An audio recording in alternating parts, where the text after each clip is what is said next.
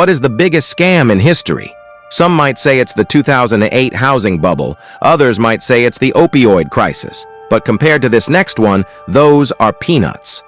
Bernie Madoff's Ponzi scheme was the largest in history, defrauding investors out of a total of nearly $65 billion.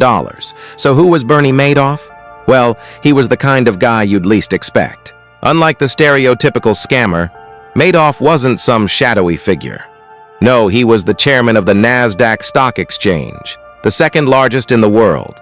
He was a pillar of Wall Street, a member of the exclusive New York Yacht Club, and a large donor to both political parties. In short, he was rich, powerful, and respected. So it's no surprise that people trusted him with their money. After all, he was the guy who ran the NASDAQ, and his investment firm promised steady, impressive returns year after year, even when the market was down.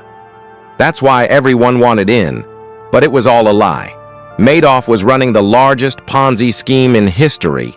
That means there were no big trades or clever investments. Madoff simply used money from new investors to pay off the old ones. It was a simple con, sustained only by an aura of exclusivity and a facade of respectability.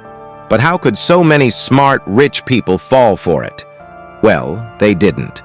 At first, Madoff's returns were modest, just a few percentage points a year. But as the years went on, they grew more and more fantastical. And by the time the 2008 financial crisis hit, investors were getting double-digit returns every year. It was a perfect storm. People were desperate for a safe investment, and Madoff was there to take their money. But the bubble couldn't last forever.